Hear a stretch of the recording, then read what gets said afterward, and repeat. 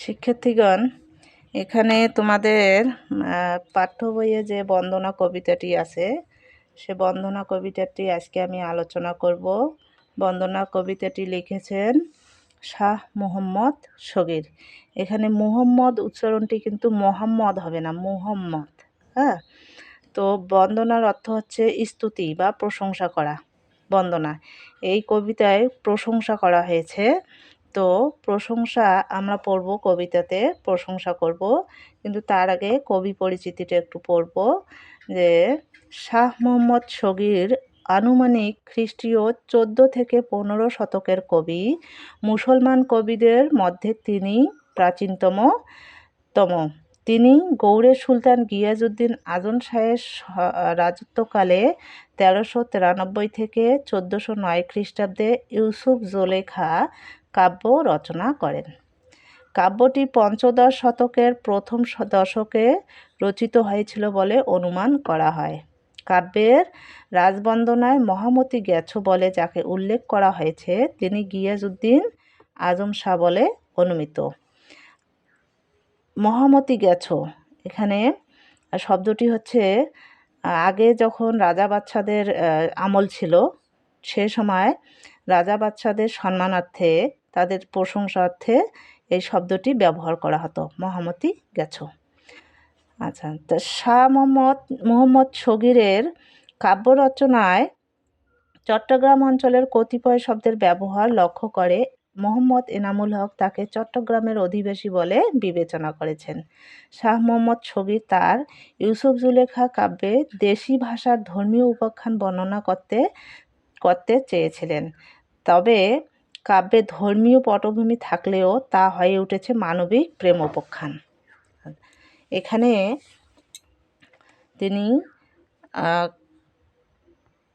কাব্যটিতে প্রথমে এখানে দ্বিতীয়বার প্রণামের থেকে শুরু করা হয়েছে, কিন্তু তিনি যে কাব্যটি লিখেছিলেন ইউসুফ জুলেখা কাব্য, তো সেখানে প্রথমে তিনি প্রশংসা করেছেন সৃষ্টিকর্তার প্রতি, যিনি আমাদেরকে সৃষ্টি করেছেন তার প্রশংসা করেছেন প্রথমে। তারপরে দ্বিতীয় প্রণাম করো মাও বাপ পায়ে, জান দয়া হন্তে জন্ম হইল বসুধায়। অর্থাৎ দ্বিতীয়বারের মতো প্রণাম করো বাবা মার পায়ে, কেননা যার দয়া হইতে আমার জন্ম হয়েছে এই পৃথিবীতে। হ্যাঁ, দ্বিতীয়বার বাবা মাকে প্রণাম জানাইতে হবে, প্রশংসা করতে হবে তাদের, কেননা তাদের দয়ার কারণে আমরা এই বসুধায় মানে পৃথিবীতে এসেছি। অর্থাৎ হন্তে মানে হচ্ছে হতে, আর হইল মানে হলো।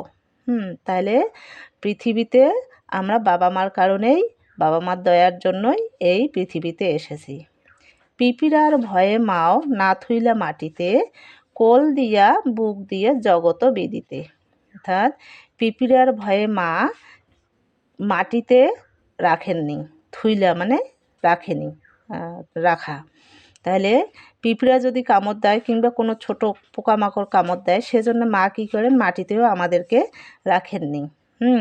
কোল দিয়ে বুক দিয়ে জগতে বিদিতে, মানে কোল দিয়ে বুক দিয়ে আগলে রেখেছিল জগতে, এটা সবাই জানে। বিদিত মানে জানা, জগতে সবাই জানে। এজন্যে কি মা বাবা কোল দিয়ে বুক দিয়ে আমাদেরকে আগলিয়ে রাখে মা, যাতে কোনো পোকামাকড় পিঁপড়া আমাদেরকে না কামড় দেয়। অশক্য আছিনু মুই দুর্বল ছাবাল, তান দয়া হইতে হলো এ ধর বিশাল। অশক্য মানে অশক্ত অবস্থা, অশক্য আছিনু মানে আছিলাম, মুই অর্থাৎ আমি, দুর্বল ছাবাল, ছাবাল মানে হচ্ছে ছাওয়াল অর্থাৎ বাচ্চা। আমি যখন অশক্ত দুর্বল অবস্থায় ছিলাম, যখন ওই ছাবালটুকু আমি ছিলাম, তার দয়া হতে আমার এই ধর মানে দেহ বিশাল হয়েছে, বড় হয়েছে এই দেহ। তো আমরা যখন জন্মগ্রহণ করেছিলাম তখন কতটুকুই বা ছিলাম, তখন থেকে শুরু করে আজকের এই দেহ মার দয়াতেই হয়েছে। তো শিক্ষার্থীগণ, এখানে এই 6 লাইন, এই 6 লাইনে শুধু মায়ের প্রশংসা করাই হয়েছে। এখানে এই 6 লাইন মা কী করেন আমাদের জন্য, সেজন্য মায়ের প্রশংসা এখানে করা হয়েছে। তারপরে হচ্ছে না খাই খাওয়ায়ে পিতা, না পড়ি পড়ায়ে, কত দুঃখে একে একে বছর গোঙায়ে।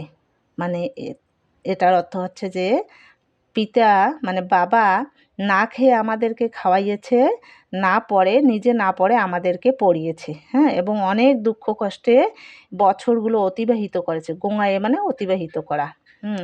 একে একে যতগুলো বছর অতিবাহিত করেছে, কিভাবে করেছে? তিনি নিজে না খাইয়ে আমাদেরকে খাইয়েছেন, নিজে না পড়ে আমাদেরকে পড়িয়েছেন। এভাবেই তিনি বছরগুলো অতিবাহিত করেছেন। পিতাক নেহাই জীবন যৌবন, কনে বা শুধিব তান ধারক কাহন হচ্ছে ঋণ।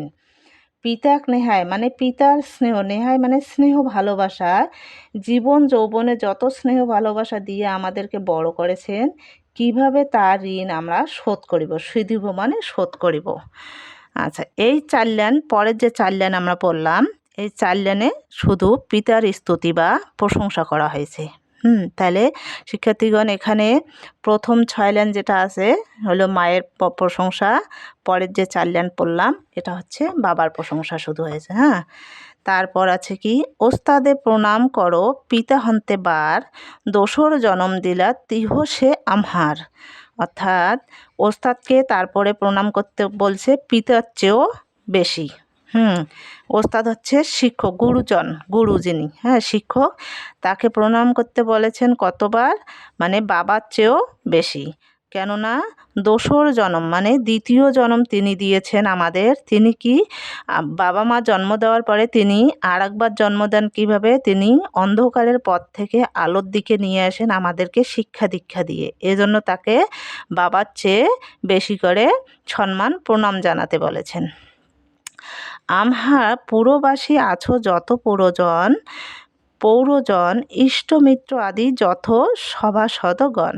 আমহার মানে আমার নগরবাসী, পুরবাসী মানে নগরবাসী, আছো যতজন, এবং পৌরজন মানে গুণীজন যতজন আছো, ইষ্ট হচ্ছে স্বজন, মিত্র হচ্ছে বন্ধু, স্বজন আত্মীয় স্বজন বন্ধু যত, এবং মন্ত্রিসভার যত সভাসদগণ আছেন।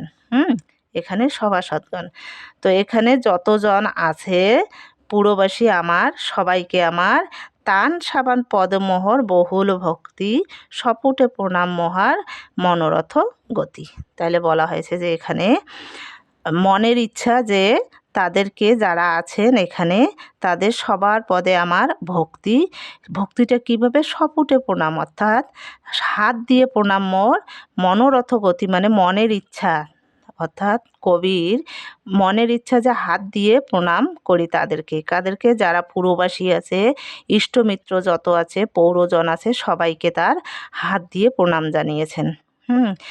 মোহাম্মদ শগীর হীন বাহ পাপভার, সভানক পদে দোয়া মাঙ্গ বারবার।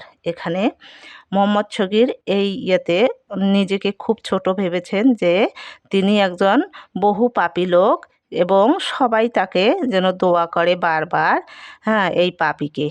তো শিক্ষার্থীগণ, আমরা এখানে আমি এখানে কবিতাটি আলোচনা করলাম। অবশ্যই তোমরা শুনেছ। কবিতাটি আলোচনা করলে অবশ্য কবি পরিচিতিটা, পাঠ পরিচিতি পড়তে হয় না। তারপরে আমি এখানে একটু পাঠ পরিচিতিটা পড়ে শোনাই। হ্যাঁ, পাঠ পরিচিতিতে দেখি, পাঠ পরিচিতিতে আছে হচ্ছে শাহ মোহাম্মদ শগীর ইউসুফ জুলেখা কাব্যের বন্দনা পর্ব থেকে গৃহীত এই কবিতাংশ বন্দনা নামে সংকলিত হয়েছে। বন্দনা যথেষ্ট বড়। এখানে শুধু গুরুজনের প্রতি বন্দনার অংশটুকু স্থান পেয়েছে। কবিতার মূল কাব্যের প্রারম্ভে সৃষ্টিকর্তা আল্লাহর প্রশংসা করেছেন। সংকলিত এই কবিতা অংশের জন্মদাতা পিতামাতা ও জ্ঞানদাতা শিক্ষকের প্রতি শ্রদ্ধা নিবেদন করেছেন। পিতামাতার অশেষ দুঃখ কষ্ট স্বীকার করে পরম যত্নে সন্তানকে বড় করে তোলেন। শিক্ষক জ্ঞান দান করে তাকে মানুষ হিসেবে গড়ে তোলেন। তাই তাদের প্রতি অফুরন্ত শ্রদ্ধা দেখাতে হবে। কবি তার কাব্য রচনার সাফল্যের লাভের জন্য সবার কাছে দোয়া কামনা করেছেন। শ্রদ্ধাবোধ ও কৃতজ্ঞতা মনুষ্যত্বের প্রধান ধর্ম। কবিতা অংশে তাই প্রকাশিত হয়েছে। শিক্ষার্থীগণ, এখানে পাঠ পরিচিতিটা আমি বললাম। তো এই বন্দনা কবিতাটি এখানে আলোচনা হয়েছে, অবশ্যই তোমরা মনোযোগ দিয়ে শুনবে।